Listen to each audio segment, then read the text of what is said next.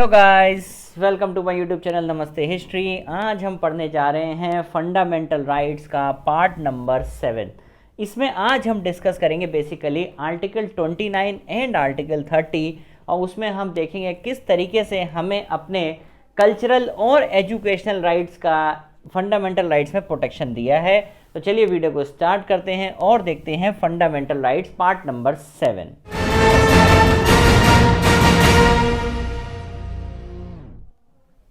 सबसे पहला टाइटल अगर आप देख रहे हो ना तो आपको सामने दिख रहा होगा हमारी संस्कृति हमारी विरासत।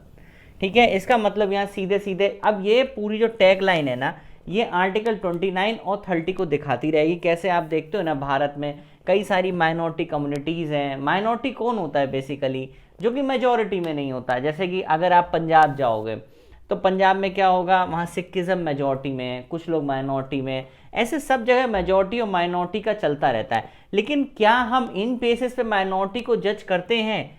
तो देखते हैं किस किस बेसिस पे हम माइनॉरिटी को मानते हैं। आर्टिकल 29 मोस्ट इंपॉर्टेंट है। आर्टिकल 29 बोलता है protection of interest of minorities.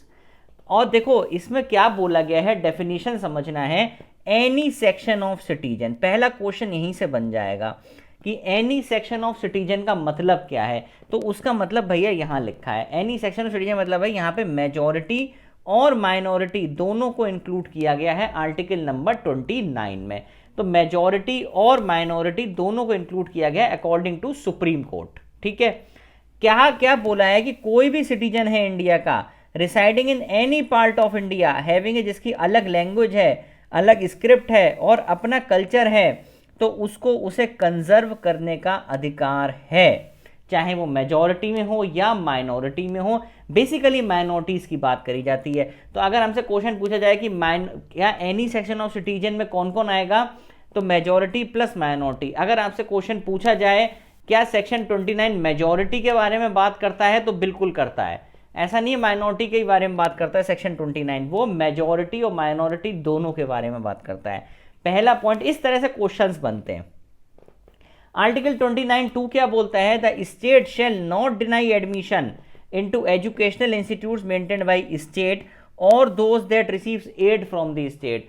तो यहाँ पे क्या है कि कोई भी एजुकेशन इंस्टीट्यूशन जिसे स्टेट ने मेंटेन कर रखा है या स्टेट से उसके पास मदद आती है, तो वो उसमें डिनाई नहीं कर सकता है on the basis of race, religion, caste and language. इन बेसिस पे वो डिनाई नहीं कर सकता है। ठीक है, ये बात यहाँ तक समझ में आई। तो ये राइट किसे दिया गया है? This right is given to individuals.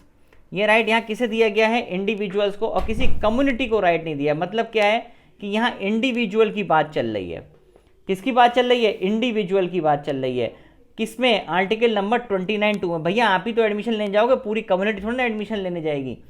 ठीक है, और कम्युनिटी की बात कहाँ चलती है? कम्युनिटी की बात चलती है आपकी इसमें, आर्टिकल नंबर 29(1) में।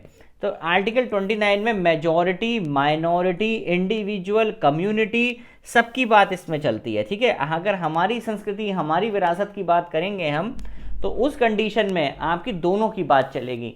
तो सेक्शन 29, हम आर्टिकल 29 क्या बोलता है कि मेजॉरिटी भी, माइनॉरिटी भी और इंडिविजुअल्स भी और कम्युनिटी भी। लेकिन आर्टिकल 29(2) स्कूल अगर कोई जाएगा तो भैया वो इंडिविजुअली तो स्कूल जाएगा।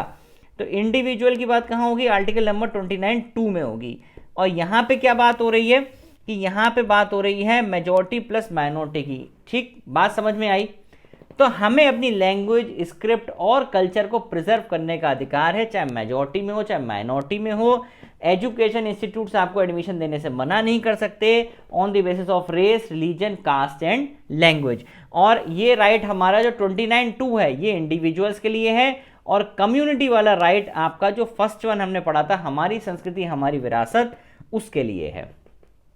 देखो लिखा भी है, first provision covers group. First provision में कौन आएगा? फर्स्ट प्रोविजन क्या है? ये रहा फर्स्ट प्रोविजन। तो फर्स्ट प्रोविजन में क्या है कि कोई भी अपनी लैंग्वेज, स्क्रिप्ट और कल्चर को प्रिजर्व कर सकता है, कोई भी कम्युनिटी। तो हमने क्या देखा, फर्स्ट प्रोविजन किस पे? पूरे ग्रुप के ऊपर एप्लीकेबल हो रहा है। लेकिन सेकंड प्रोविजन सिर्फ इंडिविजुअल, हम लोग या सिटीजन। स्कूल कौन जाएगा? हम ही लोग तो जाएंगे, पूरी कम्युनिटी थोड़ा ना जाएगी। फिर एक क्वेश्चन ये भी उठता है कि यहाँ पे माइनॉरिटी को कैसे समझाया गया है। तो हमने दो ही चीज़ें मानी माइनॉरिटी में, एक तो रिलीजियस ग्रुप, एक लिंग्विस्टिक ग्रुप। बस दो चीज़ों से हमने माइनॉरिटी को डिसाइड किया है, एक religious group and second one is linguistic group. Language के बेसिस पे या रिलीजन के बेसिस पे माइनॉरिटी को डिसाइड किया है। और supreme court also held that right to conserve language, language को कंजर्व करना और उसके लिए राइट टू एजिटेशन करना या कुछ भी ऐसा करना for the protection of language, वो हमारा किसी भी तरह का कोई अपराध नहीं है। सुप्रीम कोर्ट ने ऐसा एडमिसिबल किया है। ठीक है। आर्टिकल 30 क्या बोलता है कि the right is given to minorities to form and govern their own educational institution, उनके अपने एजुकेशनल इंस्टीट्यूशन को गवर्न करने की यहां बात करी गई है। और क्या बोला गया इस राइट को, चार्टर ऑफ एजुकेशन राइट्स। ठीक है। आर्टिकल 31 और आर्टिकल 30 का सब क्लॉज 2 यहां क्या बोलता है, all religious and linguistic, term समझना, रिलीजियस की बात हो रही है, लिंग्विस्टिक की बात हो रही है, minorities have the right to establish and administer education institution of their choice, वो अपने हिसाब से बना सकते हैं और उसे एडमिनिस्टर कर सकते हैं।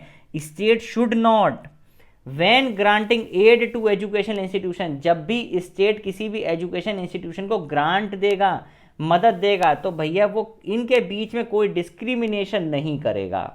जो ग्रांट है माइनॉरिटीज के लिए जा रही है वो सभी जगह एक जैसी जाएगी।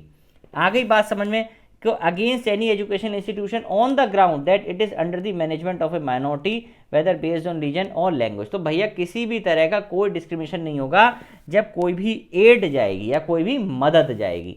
ठीक, आई बात समझ में। ये सबसे इंपॉर्टेंट क्वेश्चन है कि माइनॉरिटी टर्म क्या डिफाइंड है कॉन्स्टिट्यूशन में, नहीं डिफाइंड है।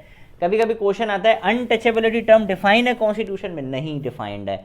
तो आर्टिकल 30 की अगर बात करेंगे तो सिर्फ और सिर्फ ये माइनॉरिटी पे एप्लीकेबल होता है, मेजॉरिटी पे एप्लीकेबल नहीं होता। जबकि आपने इससे पहले क्या देखा था कि जो हमारा आर्टिकल 29 है वो माइनॉरिटी और मेजॉरिटी दोनों पे होता है, लेकिन आर्टिकल 30 सिर्फ और सिर्फ माइनॉरिटी पे ही एप्लीकेबल होता है। ध्यान रहेगा ये बात। अब इसमें एक बात यह आई कि राइट टू प्रॉपर्टी का अधिकार यहाँ पे गवर्नमेंट ने नहीं लिया है माइनॉरिटी के केस में। इसका क्या मतलब है कि यहाँ पे जैसे अगर सरकार कोई ज़मीन लेती है माइनॉरिटीज़ की, मान लो उसे हाईवे निकालना है, तो उसके बदले में सरकार को उतनी ही ज़मीन की व्यवस्था भी करनी पड़ती है। ये लिखा हुआ है और ये ऐड किया गया 44th अमेंडमेंट एक्ट 1978 में। बाकी लोगों से ज़मीन लेने के बाद तो पैसा दे देती है, लेकिन यहाँ ज़मीन लेने के बाद ज़मीन भी देनी पड़ती है माइनॉरिटी कोटा के लिए। ठीक है। हमारे तीन तरह के स्टेट्स बने हैं, इंस्टीट्यूशंस हैं, या तो रिकॉग्नाइज्ड और मनी उन्हें स्टेट से मिल रहा हो, खाली रिकॉग्निशन स्टेट से मिली हो, कोई मदद स्टेट से ना मिली हो, या कोई रिकॉग्निशन और स्टेट से मदद ना मिली हो। तो अगर पहला और सेकंड है, अगर हमारे ये दोनों पॉइंट होते हैं कि किसी भी माइनॉरिटी एजुकेशन इंस्टीट्यूशन को मनी और हमारा रिकॉग्निशन दोनों स्टेट से मिलता है, या खाली रिकॉग्निशन स्टेट से मिलता है और मनी नहीं मिलता, उस कंडीशन में सारी पावर हमारी किसके पास रहेगी, स्टेट के पास रहेगी। वहाँ के सिलेबस की, डिसिप्लिन की, एम्प्लॉयमेंट ऑफ स्टाफ की, बहुत सारी चीज़ों की। लेकिन अगर स्टेट से कोई मतलब ही नहीं है, ना ही कोई रिकॉग्निशन है, ना ही कोई मदद है स्टेट से, तो उस कंडीशन में आप देख सकते हो in third they administer themselves, वो अपने आप ही एडमिनिस्टर कर सकते हैं। ठीक, आई होप आपको कल्चरल एंड एजुकेशन राइट समझ में आया होगा। इसमें इससे ऊपर कोई क्वेश्चन नहीं पूछा जाता है, बाकी बहुत सारी डिटेल्स हैं, फालतू की डिटेल पढ़ने की ज़रूरत नहीं है। जस्ट आपके जो पेपर में इंपॉर्टेंट है आप सिर्फ उसे पढ़ो, वो ज़्यादा बेनिफिशियल रहता है हमेशा। ठीक है, आई बात समझ में। अब देखो इसमें कुछ इंपॉर्टेंट पॉइंट्स देख लो एक बार, कि अगर आर्टिकल 29 की बात हो रही है तो सबसे पहली बात उसमें मेजॉरिटी और माइनॉरिटी दोनों आते हैं। पहले इस तरह से क्वेश्चंस बनते हैं। ठीक, 29(2) में अगर हम बात करेंगे ना, तो स्कूल में जाने वाला जो अधिकार है एजुकेशन, वो सिर्फ इंडिविजुअल्स के लिए है। और अगर हमसे कोई कहे भाई ये हमारी संस्कृति, हमारी विरासत, ये पूरी कम्युनिटी के लिए, तो 29(1) जो है, ये वाला जो है, ये पूरी कम्युनिटी के लिए है। और अगर हम 29(2) की बात करेंगे, जहाँ एजुकेशन की बात हो रही है, वो सिर्फ और सिर्फ इंडिविजुअल के लिए। ठीक, देखो लिखा है फर्स्ट प्रोविजन कवर्स ग्रुप पूरी कम्युनिटी, और second provision cover individual as well as citizen. फिर एक क्वेश्चन और आता है, माइनॉरिटी टर्म को डिफाइन तो कहीं नहीं किया गया कॉन्स्टिट्यूशन में, लेकिन किस बेसिस पे हम माइनॉरिटी को लाते हैं ये बहुत इंपॉर्टेंट है। Religious and language group, religion और लैंग्वेज के ग्रुप पे हम माइनॉरिटी को डिसाइड करते हैं कि भैया ये माइनॉरिटी हो सकती है, ठीक है। और आर्टिकल 30 में हमें क्या देखना है, इसमें सबसे इंपॉर्टेंट क्या है कि ये सिर्फ और सिर्फ माइनॉरिटी पे एप्लीकेबल होता है। ये सिर्फ और सिर्फ किस पे एप्लीकेबल है, माइनॉरिटी पे एप्लीकेबल होता है, ये ध्यान रखना है। Article 30 only applicable to minority. फिर एक क्वेश्चन क्या है, क्या माइनॉरिटी टर्म डिफाइंड है कॉन्स्टिट्यूशन में, बिल्कुल नहीं डिफाइंड है, ठीक है। राइट टू प्रॉपर्टी नॉट, अब यहाँ पे क्या है कि राइट टू प्रॉपर्टी का अधिकार माइनॉरिटी से नहीं लिया जाता by the 44th amendment act 1978, ठीक। ये समझ में आ गई सारी चीज़ें, और ये हमारे माइनॉरिटी एजुकेशन इंस्टीट्यूशंस का सेटअप है। तो आई होप वीडियो आपको पसंद आया होगा। Do like share and subscribe my channel. Thank you very much.